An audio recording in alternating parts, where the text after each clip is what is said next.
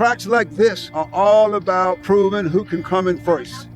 The fastest and the best leads the way.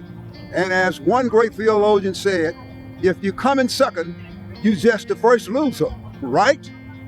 In the first century culture of Jesus' day, a man's success in the race of life was defined by three things: owning a lot of wealth and land, having a wife, and having sons. Jesus valued those things as well, but for radical different reasons, as we see in Matthew chapter 19. First of all, when it comes to marriage, the Pharisees seem to have adopted a posture that since she's just here to provide heirs for me, if I decide I don't like her, I can get rid of her. After all, Moses allowed for divorce in the Old Testament law. But Jesus says, have you not read that he who made them at the beginning made them male and female?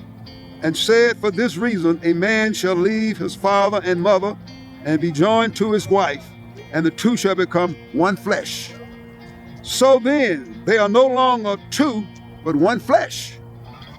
Therefore, what God has joined together, let not man separate.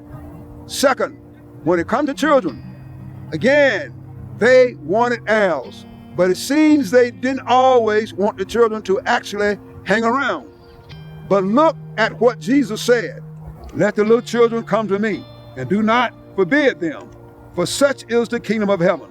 And he laid his hands on them and departed from there.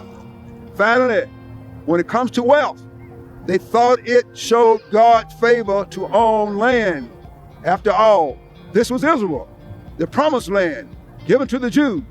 But when a wealthy young leader comes to Jesus seeking the secret of God's life, Jesus said to him, if you want to be perfect, go sell what you have and give to the poor, and you will have treasure in heaven, and come follow me.